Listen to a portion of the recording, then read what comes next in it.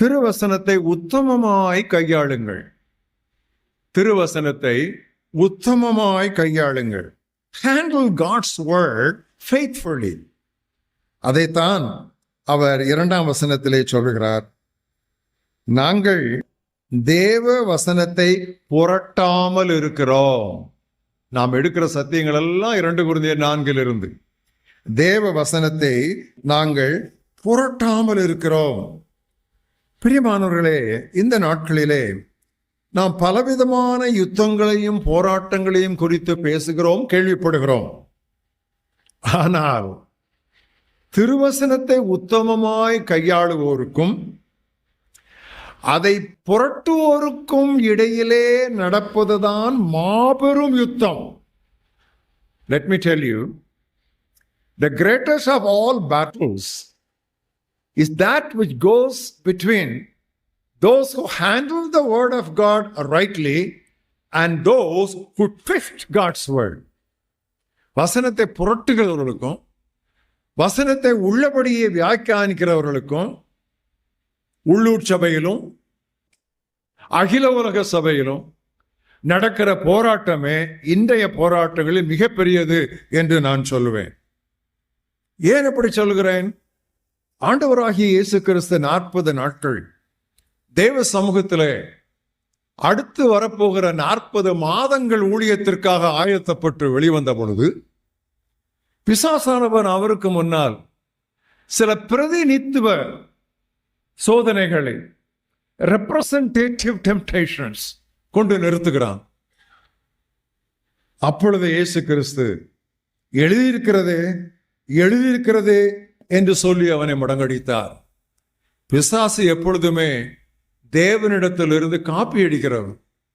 எனவே இயேசு எழுதியிருக்கிறதே என்று சொன்ன உடனே அவன் எழுதியிருக்கிறதே என்று அவரிடத்திலே மறுபடியும் திருப்பி கேட்கிறான். அப்பொழுது இயேசு கிறிஸ்து அழகான பதில் சொல்லுகிறார். இப்படியும் எழுதியிருக்கிறதே என்று சொன்னார். பிரியமானவர்களே, it is not enough if we know what is written.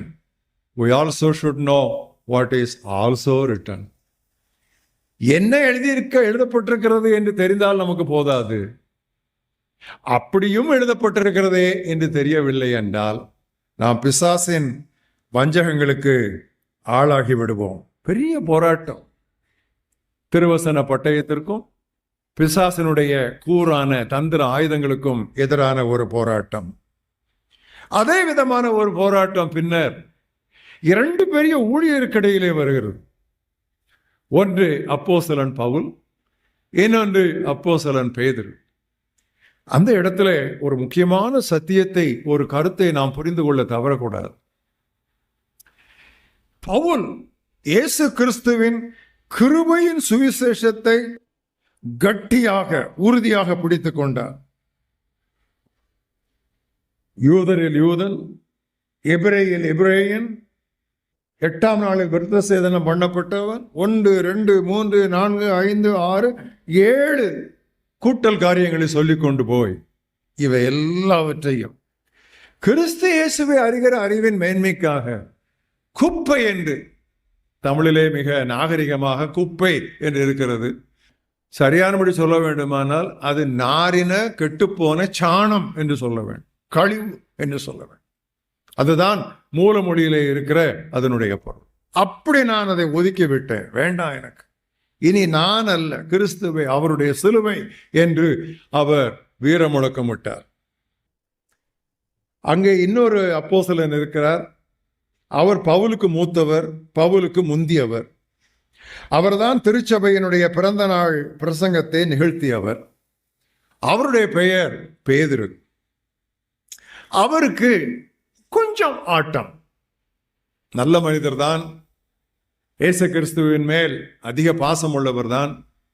உம்மை நான் எல்லாவற்றையும் விட அதிகமாக நேசிக்கிறேன் என்று சொல்லி, அப்படியானால் என்னுடைய ஆடுகளையும் ஆட்டுக்குட்டிகளையும் மேய்த்திடுவாயாக என்று சொல்லி அவரிடம் பொறுப்பு வாங்கினவர் தான். ஆனாலும் கூட இதை யூத மார்க்கத்தார் அல்லாதோர் என்பது வரும் பொழுது, யூத மார்க்கத்தார் புறவினத்தார் என்று வரும் பொழுது ஓரிடத்திலே அவர் கொஞ்சம் தடுமாறினார். அந்த தடுமாற்றத்தை பவுலால் சகிக்க முடியவில்லை, அவர் அதை விழுங்கிக் கொள்ளவும் முடியவில்லை. எனவே பவுல் இது சுத்த சுவிசேஷத்திற்கு எதிரானது என்று சொல்லி அவர் பின்னால் எழுதும்போது சொல்லுகிறார், நான் பேதுருவை முகமுகமாய் எதிர்த்தேன் என்று சொல்லுகிறார். யுத்தங்களெல்லாம் பெரிய யுத்தம் இப்படித்தான் இருக்க வேண்டும். சரியான உபதேசத்திற்கும் கள்ள உபதேசத்திற்கும் இடையிலே வர வேண்டிய யுத்தம் தான் முக்கியமான ஒரு யுத்தம். ஆனால் இதிலே கவனிக்க வேண்டிய ஒரு குறிப்பு உண்டு. நாம் இவ்விதமான யுத்தங்களில் ஈடுபடும் பொழுது கள்ள உபதேசத்தையும் துருபதேசத்தையும் எதிர்க்கிறோம், திருத்துகிறோம் என்று வரும் பொழுது நம்முடைய விவாதம், நன்றாக கவனியுங்கள் ஊழியக்காரர், நன்றாக கவனியுங்கள், நம்முடைய விவாதம் பொருள் சார்ந்ததா இருக்க வேண்டுமே தவிர ஆள் சார்ந்ததா இருக்கக்கூடாது. Our argument and our criticism should be objective, it must not be subjective. அது பொருள் சார்ந்து இருக்கலாம், ஆனால் ஆள் சார்ந்து இருக்கக்கூடாது. ஆனால் இன்று கிறிஸ்தவத்தில் பத்திரிகைகளிலும் மேடைகளிலும் ஏதோ ஒரு பழக்கத்தையோ அல்லது ஏதோ ஒரு உபதேசத்தையோ சரியில்லை என்று சுட்டிக்காட்டி தாக்க விரும்பினால் நாம் ஆளை தாக்குகிறோம். ஆளை தாக்குவதால் ஒரு பயனும் இருக்காது. அது என்னதாக முடியும் தெரியுமா? ஆபரேஷன் சக்சஸ்ஃபுல், பேஷண்ட் டைட் என்று முடியும். இன்னைக்கு அதுதான் கிறிஸ்தவத்திலே நிறைய நடக்கிறது. பத்திரிகைகளிலே எந்த ஒரு நபரையும் நாம் தாக்க நமக்கு அனுமதி கிடையாது. கள்ள உபதேசத்தை தாக்கலாம், இந்த நபரை தாக்கக்கூடாது. இரண்டு காரியம். ஒன்று, அது திருவசனத்திற்கு ஒவ்வாதது. இன்னொன்று, நாம் இருப்பது கிறிஸ்தவ நாடு அல்ல. கிறிஸ்தவர் அல்லாத, கிறிஸ்தவத்திற்கு எதிரான மக்கள் நிறைந்திருக்கிற ஒரு நாட்டிலே நாம் இருக்கிறோம்.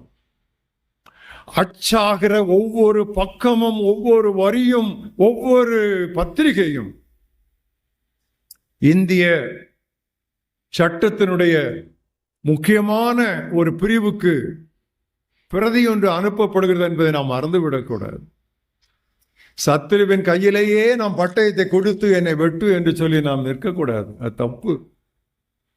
அச்சுக்கு போய்விட்டால் அது கிறிஸ்தவர்கள் வாசிப்பதை விட கிறிஸ்தவர்கள் அல்லாதவர்கள் கரங்களிலே அதிகமாக கிட்டும். நம்மை நாமே நாம் ஏன் இவ்விதமாக காட்டிக் கொடுக்க வேண்டும்? இருக்கிற பிரச்சனைகள் போதாதா? இருக்கிற எதிர்ப்புகள் போதாதா? எங்கு பார்த்தாலும் மிஷினரிகள் படுகிற துன்பங்கள் போதாதா? எரிக்கப்படுகிற சபை கட்டிடங்கள் போதாதா? இதுவும் போதாது என்று சொல்லி நாம் என்ன பெரிய வீரர் போல் இவ்விதமாக காரியங்களை செய்வது மடமையிலும் மடமை. ஆனால் துருபதேசத்திற்கு எதிராக கண்டிப்பாக நாம் எதிர்த்து நிற்க வேண்டும். அதற்கு நாம் சாட்டையடி கொடுக்க வேண்டும். இதை என்னுடைய வாழ்நாளிலே, முக்கியமாக என்னுடைய ஊழிய பாதையிலே, அதுவும் எழுத்து பணியிலே ஆரம்பத்திலிருந்து நான் கை கொண்டு வந்திருக்கிறேன். எனவேதான் 1075 நான் எந்த துருபதேசத்தை தாக்கினேனோ அந்த எழுத்து இன்றைக்கு வரைக்கும் சற்று மாற்றம் செய்யப்பட தேவையில்லாமல் மறுபதிப்பு செய்யப்பட்டு கொண்டே இருக்கிறது. எதையுமே நான் மாற்றவில்லை. ஏனென்றால் நான் அந்த ஊழியனுக்கோ அந்த சுவிசேஷகனுக்கோ எதிரானவன் அல்ல. எனக்கு ஒரே எதிரி, அது பிசாசு. எனக்கு வேற எதிரி கிடையாது. அதுதான் எனக்கு எதிரி. எனவே நான் மற்ற காரியங்களிலே எனக்கு எந்த விதமான கவர்ச்சியும் இழுப்பும் கிடையாது. இயேசு கிறிஸ்து கேட்டார், தனக்குத்தானே பிரிந்திருக்கிற வீடு குடும்பம் நிலை நிற்காது. தனக்குத்தானே விரோதமாய் பிரிந்திருக்கிற நாடு அல்லது அரசு அதை நிலை நிற்காது. எனக்கு ஒரு கேள்வி வருகிறது, தனக்குத்தானே பிரிந்திருக்கிற சபை நிலை நிற்குமோ? கேள்விதான் வருகிறது. ஆனால் பதில் என்னிடத்துல இல்லை. எவ்வளவாய் பிரிந்து கிடக்கிறோம். நாம் எல்லாரும் எதையும் சாத்தான் இடத்துல இருந்து படிக்கக்கூடாது. ஒன்றை மட்டும் சாத்தான் இடத்திலிருந்து படிக்க வேண்டும். ஒற்றுமையாய் இருப்பது எப்படி என்று பிசாசின் இடத்துல தான் கற்றுக்கொள்ள வேண்டும். ஏன் அப்படி சொல்கிறேன் தெரியுமா? ஆண்டவராய் இயேசு கிறிஸ்து சொன்னார், சாத்தான் பிரிந்திருக்கவில்லை. வெட்கமா இல்லை? சாத்தான் இடத்துல நம்ம படிக்க வேண்டியிருக்கிறது எது?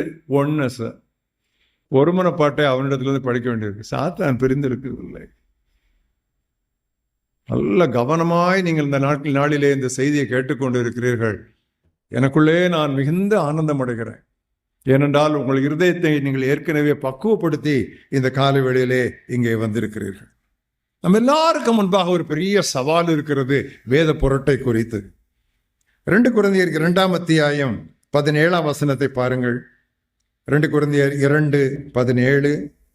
நான் சொன்னேன், இந்த நிருபத்தில் தான் அதிகமாக இந்த காரியங்களை அவர் வெளிப்படுத்துகிறார்.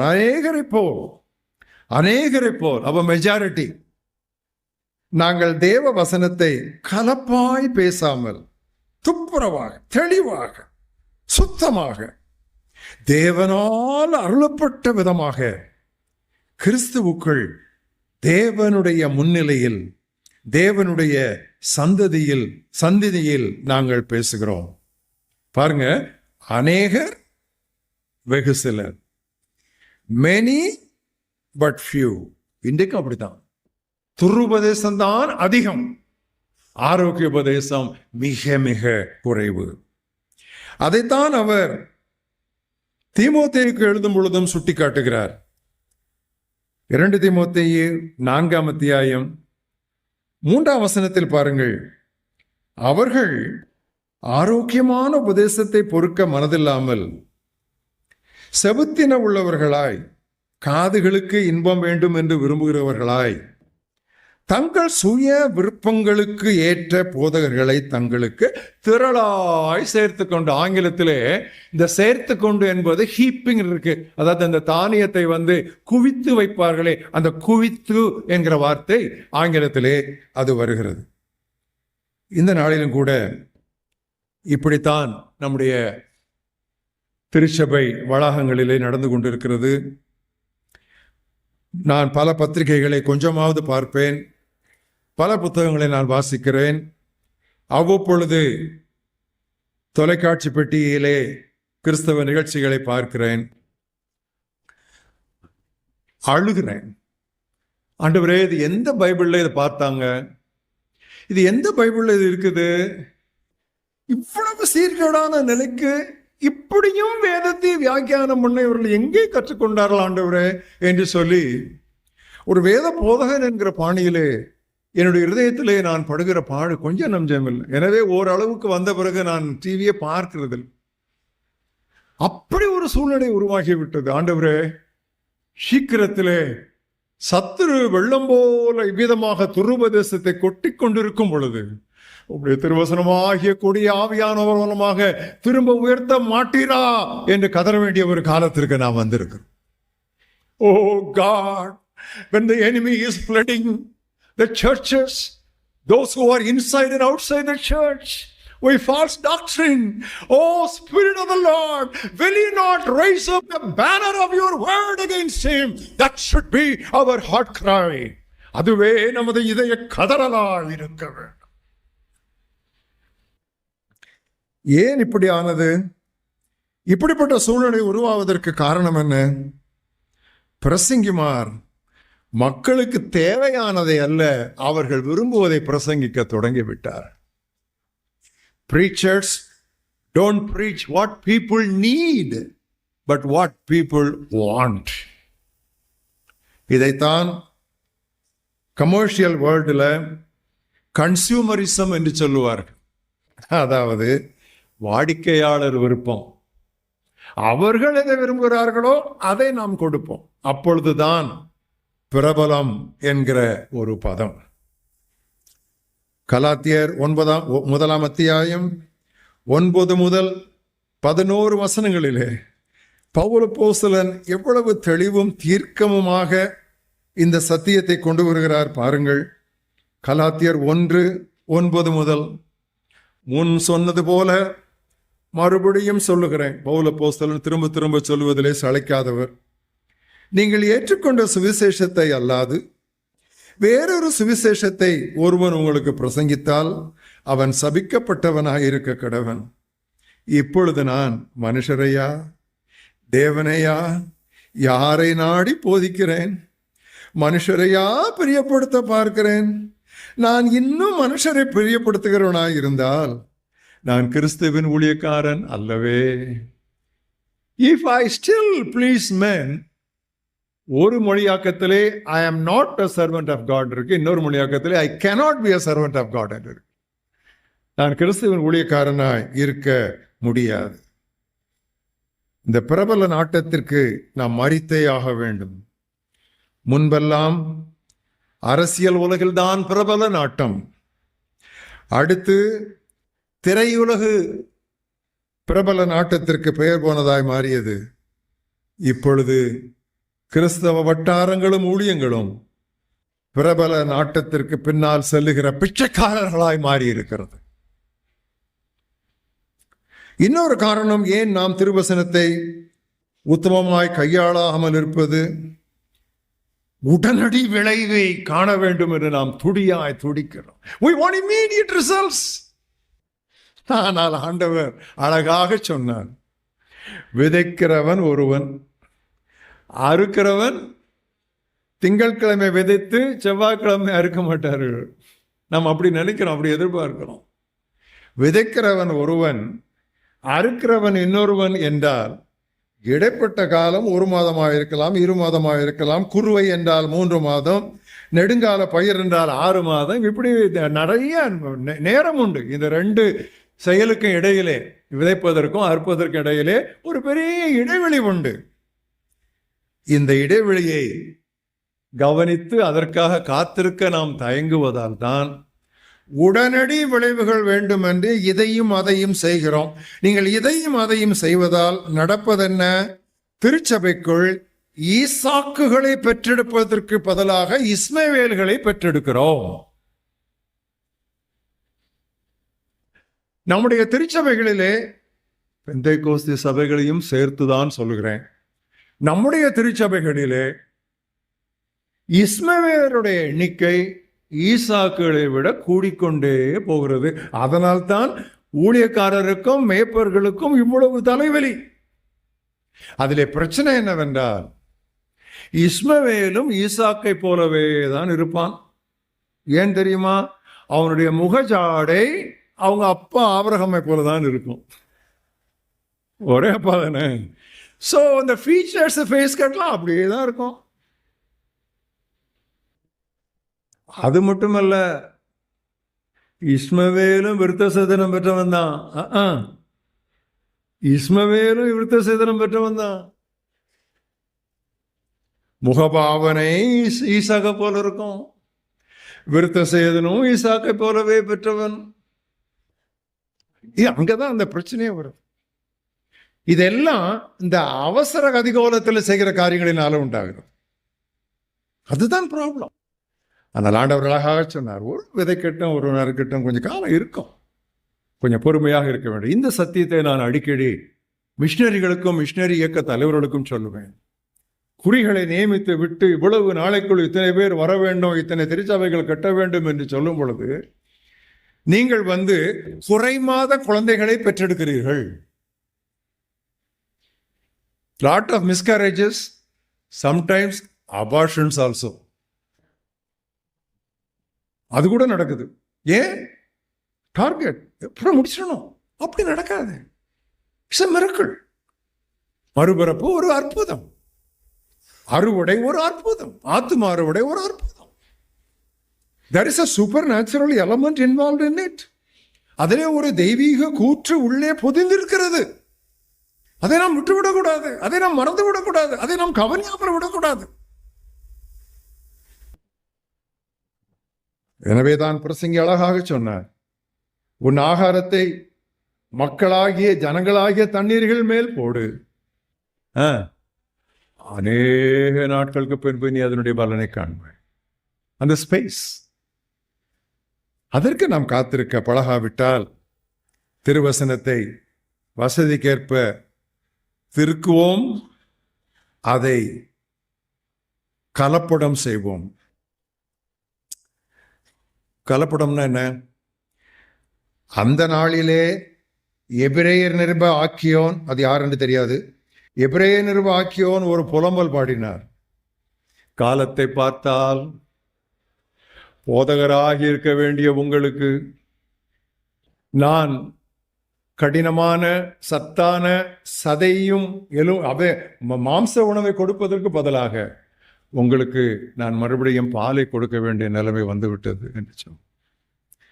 இன்றைக்கு நம்முடைய பிரசங்க பீடங்களிலே பால் கிடைப்பது கூட அரிதாகிவிட்டது. இப்பொழுது பால் கிடைப்பதில்லை, தண்ணீர் பால் கிடைக்கிறது. அடுத்த ஸ்டேஜ் என்ன தெரியுமா? தண்ணீர் பால் அல்ல, பால் நிற தண்ணீர். மீட் இல்லாம மில்க்குக்கு போனோம், மில்க் இல்லாம வாட்டரி மில்க்குக்கு போனோம், இப்ப மில்கி வாட்டருக்கு போயிருக்கோம். மில்க்குள்ள எவ்வளவு தண்ணி ஊத்தா வெள்ளையா தான் தெரியும். அதான் பிரச்சனை. இந்த நிலைமைக்கு வந்துட்டோம் பாருங்க.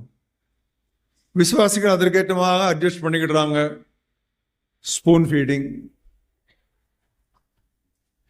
நான் ஒரு தீர்க்கதரிசியும் அல்ல, தீர்க்கதரிசனுடைய புத்திரனும் அல்ல.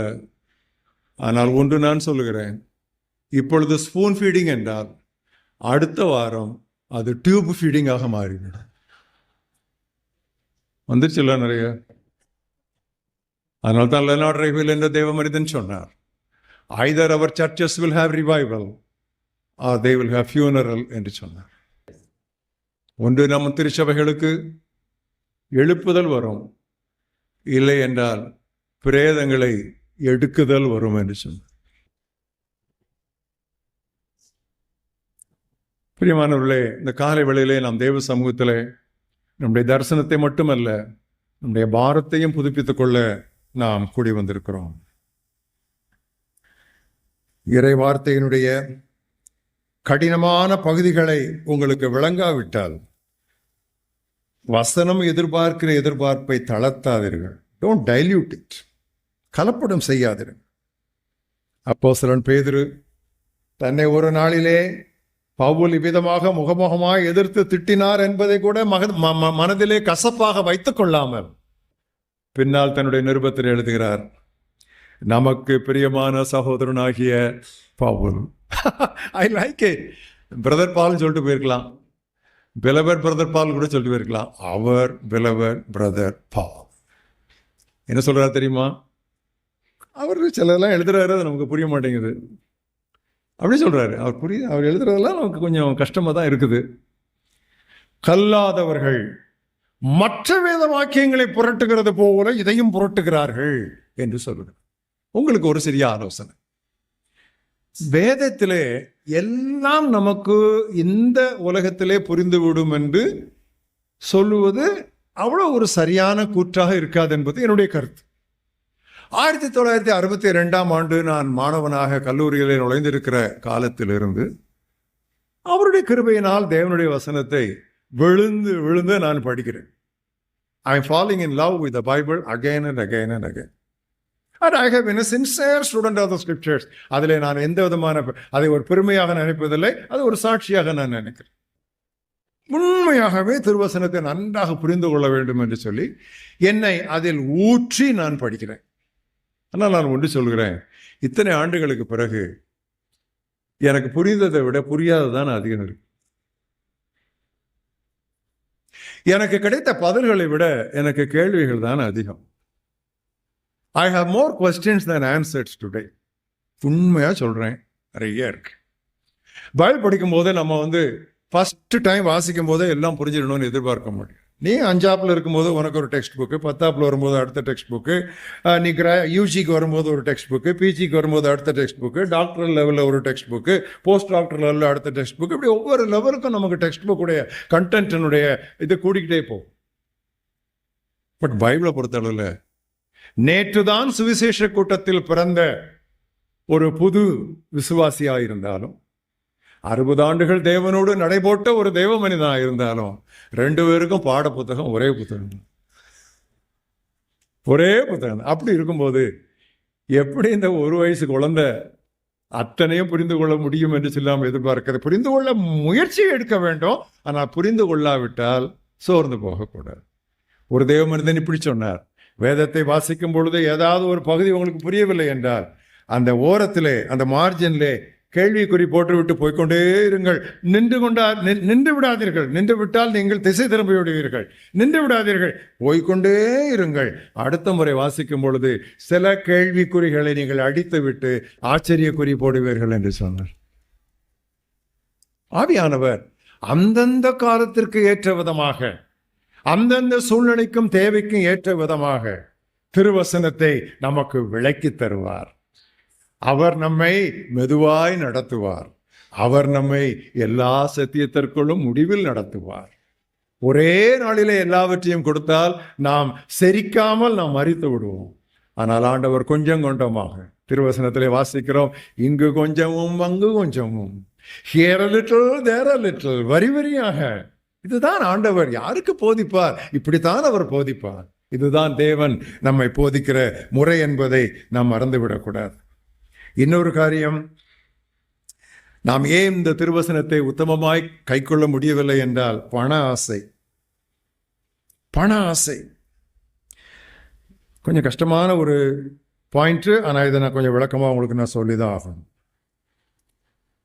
லூக்கா 16ஆம் அத்தியாயம் 11ஆம் வசனத்திலே ஆண்டவராய் இயேசு கிறிஸ்து ஒரு பெரிய சவாலை நம்மிடம் அவர் தூக்கி எறிகிறார். லூக்கா 16:11, அநீதியான, அதாவது அழிந்து போகக்கூடிய உலக பொருளை பற்றி, இந்த பணத்தை பற்றி நீங்கள் உண்மையும் உத்தமமாய் இராவிட்டால் யார் உங்களை நம்பி உங்களிடத்தில் மெய்யான, பரத்துக்கடுத்த, விண்ணகத்துக்கு எதுவான சத்தியங்களை, பொருளை, சொத்துக்களை, புதையல்களை ஒப்புவிப்பார்கள்? கேட்கிறார் பாருங்க. கையில கொடுத்திருக்கிற இந்த பணத்தையே நீ சரியானபடி உண்மை உத்தமமாக உனக்கு உக்ரானத்துவத்திலே கையாள முடியாவிட்டால் யார் உன்னை நம்பி பரலோக செய்தியிலே கொடுப்பார்? என்னிடத்தில் கோவப்படாதிருங்கள். ஆனால் நான் அதிகமாக கவனித்தது, பொருள் படைத்த ஊழியக்காரரை விட பொருளாதாரத்தில் ஓரளவு குறைவில் இருக்கிற ஊழியக்காரரிடமிருந்து நல்ல திருச்செய்திகள் வருவதை நான் பார்த்திருக்கிறேன். I have generally observe. நான் இதை இதுதான் அப்படின்னு சொல்லி அப்படி கோடு போட மாட்டேன். But I have generally observe the message of the Lord is clearer and more abundant from those who are not economically too rich. This is what I have found, than those who are sumptuous in their riches. எனக்கு என்னன்னு புரியல, ஒருவேளை பணமில்லாத காலத்தில் ஒரு தேவ ஊழியனிடத்திலே இருந்த செய்தி பணம் வந்த பிறகு ஏன் குறைகிறது என்பதற்கு இயேசு தூக்கி எறிந்த இந்த சவால் கேள்வி ஒரு காரணமாக இருக்கலாம்.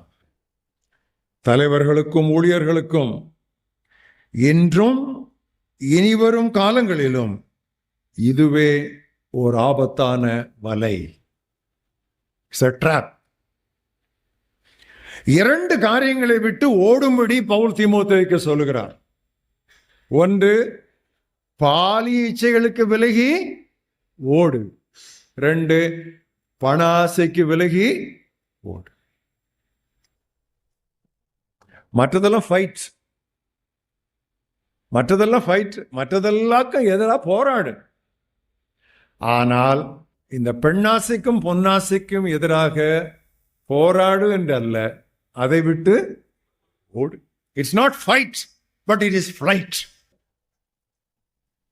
நல்லா கவனிச்சிங்க. இதெல்லாம் இப்படித்தான் திருவசனத்துல நமக்கு சத்தியங்கள் கொடுக்கப்பட்டிருக்கு. as far as covetousness and lust are concerned, fleshly lust are concerned, what is recommended in the scriptures is not fight but flight. நமது மக்களுக்கு, உங்களுடைய திருச்சபை மக்களுக்கு ஒரு சில வசனங்கள் மட்டும் தெரிந்தா போதாது, வேதம் தெரிய வேண்டும். Our believers, they know some Bible text, they don't know the Bible. அங்கமிங்கும் சில வசனங்கள் தெரியும். ஆனால் நம்முடைய திருச்சபை மக்களுக்கு வசனங்கள் மட்டுமல்ல, வசனம் தெரிய வேண்டும். திருவசனம், திருவார்த்தை, வேதம் தெரிய வேண்டும். அப்படி தெரிய வேண்டுமானால் இங்கே என்னை கேட்டுக்கொண்டிருக்கிற அருமையான ஊழியர்களே, நீங்கள் போதுமான நேரம் உட்கார்ந்து பைபிள் வாசிக்க வேண்டும், பைபிள் தியானிக்க வேண்டும், பைபிளை ஆராய வேண்டும். கரம் உயர்த்தி உங்களை நான் இந்த இடத்திலே சஞ்சலப்படுத்த நான் விரும்பவில்லை. I don't want to embarrass you today asking you to lift up your hands. But I want to ask you a question. Do you set aside at least 2 hours per week for serious Bible study? திருமறையை ஆராய்வதற்காக அவசரப்படாமல் வாரத்திற்கு 2 மணி நேரமாவது நீங்கள் தேவ சமூகத்திலே செலவழிக்கிறீர்களா? கூட்டம் கூட்டம் கூட்டம், ஆராதனை ஆராதனை ஆராதனை, நிகழ்ச்சி நிகழ்ச்சி நிகழ்ச்சி, வேலை வேலை வேலை. பைபிள் நிறைய அடுக்கி வச்சிருக்கோம். ஸ்டடி பைபிள்ஸ், டெக்ஸ் Bible, MacArthur Bible, NIV Bible, NKJ எல்லாம் நிறைய அடுக்கி வச்சிருக்கோம். எல்லாம் கிறிஸ்துமஸ் தோறும் தூசி தட்டி அலமாரியில் தூங்குது. நிறைய ஊழியக்காரருடைய வாழ்க்கையிலே அநேக வேத ஆராய்ச்சி நூல்கள் தங்களுடைய அலமாரியிலே தூங்கி கொண்டிருக்கின்றன. செய்யாதீங்க. முடிஞ்சா ஒரு நாள் லீவ் எடுங்க, வேற வேலையே பார்க்காதீங்க, தேவ சமூகத்தில் உட்காருங்க, நல்ல ஆராய்ச்சி நூல்களை உங்க டேபிளில் வச்சு விரிச்சு நல்லா படிங்க. வேத வாக்கியங்களை வாசித்தால் போதாது, வேத வாக்கியங்களை ஆராய்ந்து பாருங்கள் என்றார் நம்முடைய ஆண்டவர். Search the scripture, not simply read the scriptures. Search. Searchனா என்ன? அங்க இங்க பார்க்கணும். இது என்ன சொல்லுது, அந்த ரெஃபரன்ஸ் சொல்லுது, இந்த வசனத்துக்கு இது எங்க படிக்கணும். சட்டியில் இருந்தா தானே அகப்பையில் வரும். நம்ம அதை செய்ய மாட்டேங்கிறோம். நம்ம என்ன பண்றோம், திங்கக்கிழமையிலிருந்து சனிக்கிழமை வரைக்கும் அப்படியே ஒரே வேலை வேலை வேலை, அந்த கூட்டம் இந்த கூட்டம், அந்த சந்திப்பு எல்லாம் போயிட்டு ஞாயிற்றுக்கிழமை காலையில் இன்னைக்கு 10 மணிக்கு ஆராதனை, என்ன பண்ணன்னு தெரியல, கையில் செய்தி இல்லை. எந்தேவனே ஏன் என்னை கைவிட்டீர் என்று நாம் அங்கலாய்த்து கொண்டிருக்கிற வேளையில் நம்முடைய கதவை ஒரு தேவதூதன் தட்டுகிறார். அவர் சுற்றுலா பிரசங்கி. பொழுதுதான் ஏன் என்னை கைவிட்டீர் என்று சொன்னேன். நீங்க ஒரு ஆபத் சகுனமாக வந்து விட்டீர்கள். அவர் ஒன்று, ஆமா கர்த்தர் நடத்தினார்னு அவர் ஏற்கனவே சொன்ன பொய்யோடு இன்னொரு பொய் சொல்லுகிறார். இப்படியா மேய்க்கிறது சபையை? இப்படியா மேய்க்கிறது? ஞாயிற்றுக்கிழமை ஆராதனை முடிந்தவுடன் அடுத்த ஞாயிறு ஆராதனை செய்திக்காக இடையில் உள்ள 6 நாட்களும் நீங்கள் ஆயத்தப்பட வேண்டும். பட்டி போடாதீங்க உங்க சபையார். ஏதோ 2 வார்த்தையை சொல்லி சமாளித்து இடையில ஃபில் அப் த கேப்ஸ், இடைவெளிகளை நிரப்புக, அல்லையா பிரைஸ் தி லார்ட், கையை கொண்டவங்க எல்லாம் கையை தூக்குங்க, இந்த கதையெல்லாம் விட்டுருங்க. அசிங்கமா இருக்கு கேட்கறதுக்கு. இந்த நூற்றாண்டு கை கொண்டவங்களாம் கையை தூக்குங்க, எத்தனை பேர் உற்சாகமா இருக்கிறீங்க, நல்லா கத்தி சொல்லுங்க. உற்சாகமா இருந்தா தான் கத்தி இருப்பானே.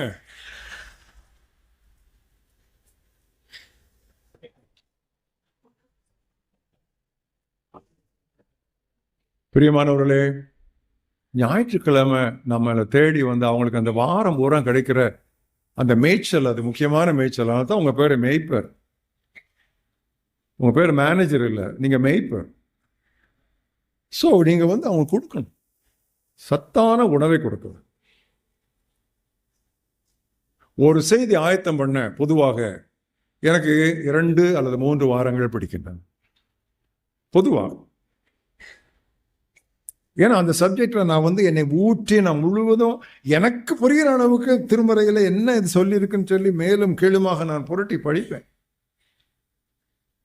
வீட்டுக்கு ஒரு முக்கியமான கெஸ்ட் வர்றாங்கன்னா திடீர்னு அவங்க வந்தோடனே, ஐயோ ஆமா நீங்க வர்றீங்க மறந்துட்டோமேன்னு சொல்லி பின்னால் ஓடி பேக் டோர் ஓடியா ஸ்விக்கியில் போய் ஏதாவது வாங்கிட்டு சொல்லி அனுப்புவோமா, ஒரு ஆள் அனுப்பி விடுவோமா, ஏதாவது வாங்கிட்டு வாடா மாட்டான்னு சொல்லி. அப்படி பண்ணால் என்ன அர்த்தம்? It's a disrespect for the guests. If you don't prepare a sermon properly throughout the week to deliver on the Sunday morning service, you are disrespecting your congregation. உங்களுடைய சபையாரை நீங்கள் அவமதிக்கிறீர்கள். எதிர்பார்த்து வருகிறார்கள். சத்தம் போட்ட போதாது, ரொம்ப சத்தம் போட்டா போதாது, அதுல குரல் இருக்கணும். Noise is not enough, we need voice. அந்த 2 மணி நேரம் அந்த சபையார் நம்ம கேட்கும் பொழுது, இன்றைக்கு என்னுடைய போதகர் பேசிக்கொண்டு இருக்கும் பொழுது என்னோடு ஆண்டவர் பேசினார் என்று தெளிவு இருக்க வேண்டும். அது ஆயத்தம் இல்லாம வராது. நான் இன்னைக்கு சொல்றேன், முடியாது. ஆயத்தம் இல்லாம என்னால பிரசங்கமே பண்ண முடியாது. எக்ஸ்டம்போ என்னால பிரசங்கம் பண்ண முடியாது. வாய்க்கு வந்தது என்னால பேச முடியாது. நான் என்னை அற்புதமான கட்டுப்பாட்டுக்குள் நான் வைத்திருக்கிறேன். ஆயத்தம். ராத்திரி எல்லாம் ஆண்டவராக இயேசு கிறிஸ்து மலையிலே ஜெபித்துக் கொண்டிருப்பார். காலையிலே அவர் தேவாலயத்திற்குள் வந்து உபதேசிப்பார். அவருக்கு என்ன தெரியாது? என்ன வசனம் தெரியாது? 12 வயசுலேயே பிச்சு கிடத்தினாரு. 12 வயசுலேயே வந்து கேள்வி கேட்டாரு. கேள்விக்கு பதில் சொன்னாரு. எப்பா எங்க இருந்து வந்துச்சுன்னு சொல்லி, நாசரேத்து நங்கைக்கு ஜெய். அந்த நாசரேத்து நங்கை தான் அவருக்கு அவ்வளவாக வசனத்தை நல்லா பம்ப் பண்ணாங்க. 12 வயசுலேயே சும்மா பிச்சு கிடத்துறாரு. எங்க வந்துச்சு இந்த ஞானம் அவனுக்குன்னு சொல்லி 12 வயதில் அவ்வளவு வசனம் தெரிந்தவர். ஊழியம் ஆரம்பித்த பிறகு காலையிலே தேவாலயத்திற்குள் வந்து பிரசங்கிக்கும் முன்னால் முந்தின இரவை அவர் மலையிலே ஜெபத்திலே கழித்தார். இதற்கு மேல் நமக்கு வேறு மாதிரிகள் வேண்டுமா? திடீர்னு காலையில் எழும்ப வேண்டியது, கம்ப்யூட்டரை தட்ட வேண்டியது, ஏதோ வருது. இப்ப எதை தட்டினாலும் வரும். அது சர்மன், அது பிரசங்கம். நான் பிரசங்கத்தை பற்றி பேசல, நான் செய்தியை பற்றி பேசுறேன். கம்ப்யூட்டர்ல இருந்து உங்களுக்கு பிரசங்கம் கிடைக்கும், செய்தி வந்து மேல இருந்து வரணும். Sermon comes from computer, but message comes from God. You have to wait. வேற ஷார்ட்கட் மெத்தடே அதுக்கு கிடையாது. சிலர் 8 மணிக்கு கம்ப்யூட்டர் பார்க்குறாங்க, சிலர் 8 மணி கூட லேப்டாப் பார்க்காம புல்பிட்டுக்கு லேப்டாப்பை கொண்டு வந்து தேடுறாங்க. அது இப்போ ரொம்ப லேட்டஸ்ட் ஃபேட். அது back to the old past. பூர்வ பாதைகளுக்கு திரும்புவோம். அப்போஸ்தலன் பவுல் எபேசுவில் உள்ள மக்களை மூப்பரையெல்லாம் அரவழைத்து அவர்களோடு பேசி முடித்த பிறகு கடைசியில் ஒரு பெனடிக்ஷன் கொடுக்கிறார். I like that benediction. அதை பின்னால் நீங்கள் அப்போஸ்தலர் 20ஆம் அத்தியாயத்தில் வாசித்து பாருங்கள். 34 வசனம். தேவனுக்கும் அவருடைய கிருபையுள்ள வசனத்திற்கு உங்களை ஒப்புவிக்கிறேன். I commit you to the God and the word of his grace. And the word, ஏன்னா அவருக்கு தெரியும் அதுதான் உங்களை பாதுகாத்துக்கும். நான் நிறைய உங்களுக்கு போய்த்திருக்கிறேன், இரவும் பகலும் கண்ணீரோடு இத்தனை ஆண்டுகள் நான் உங்களுக்கு பிரசங்கம் பண்ணியிருக்கிறேன். அதுக்குள்ள உங்களை நான் பொதிந்து வைத்துடுறேன். I want that word to envelop you, to encompass you. என்ன அருமான ஒரு பிக்சர் அவர் கொடுக்குறாரு அப்படின்னு சொல்லி போடுங்க. பிரியமானவர்களே, அந்த கொடுத்து போகாத, இந்த கொடுத்து போகாத, அந்த ஸ்டேஜுக்கு போயிடாத, அந்த ஸ்டேஜுக்கு போகாத, இங்கே இரு, இதெல்லாம் தேவையே கிடையாது. ஏன் தெரியுமா? ஆண்டவரே எல்லாம் ஒன்றுனா போக ஆரம்பிச்சிட்டாங்க. சரி, ஜீசஸ் ரொம்ப ஹியூமரஸ், நகைச்சுவை நிறைந்தவர். நமக்கு முன்னால் 12 பேர் இருக்கா, நீங்களும் போயிடாதீங்கடா, உங்களுக்கு ஆளுக்கு ஒரு மினிஸ்ட்ரியல் பர்த் தரேன், உனக்கு அந்த டிபார்ட்மெண்ட் தரேன், இந்த டிபார்ட்மெண்ட் தரேன்னு சொல்லலை. அவர் என்ன சொன்னார்? என்னப்பா நீங்களும் போறீங்களா? இப்படித்தான் இருக்கணும் பாருங்க. ஊழியத்தில் ரிலாக்ஸ்டா இருக்கணும். எல்லாம் இடறிட்டாங்க, எல்லாம் என்ன இப்படி பேசினா எவன் நிற்பான்னு சொன்னா, பரமபிதா நடாத நாட்டெல்லாம் போயிருந்தா. அந்த பர்ஃபெக்ட் ரிலாக்ஸேஷன், அதுதான் ஜீசஸுடைய ஸ்ட்ரென்த். அவருடைய பலமே அதில் தான் இருந்துச்சு. He was not anxious, he was burdened, but he never had an anxiety. ரிலாக்ஸ்டா இருந்தார், பர்ஃபெக்டா ரிலாக்ஸ்டா இருந்தார். என்னப்பா நீங்கள் போறீங்களா? அப்போ த ஸ்போக்ஸ்மேன், பேச்சு தொடர்பாளர் பேதுரு என்ன சொல்றாரு? எங்க போவோம்? ஏன்? இடத்துல வசனம் உண்டு. நீங்க வசனம் கொடுத்தீங்கன்னு சொன்னா மக்கள் போக மாட்டாங்க, வருவாங்க. அங்கே தான் சீக்ரெட் இருக்குது. அதை விட்டுட்டு மற்ற டாக்டிக்ஸ் எல்லாம் நம்ம மற்ற காரியங்கள்லாம் செய்யக்கூடாது. இதெல்லாம் சிம்பிள் ட்ரூத்ஸ் நான் உங்களுக்கு மறுபடியும் நினைவுபடுத்துகிறேன், அவ்வளோதான். நிறைய வாலிபர் நடுவயதினர் அநேகம் உட்கார்ந்துருக்கிறேன், எனக்கு சந்தோஷமாக இருக்குது. நான் உங்களுக்கு இந்த காரியங்கள்லாம் நான் சொல்கிறது எனக்கு ரொம்ப சந்தோஷமாக இருக்குது. ஏன்னா இதெல்லாம் உங்களை காப்பாற்றிக்கும்.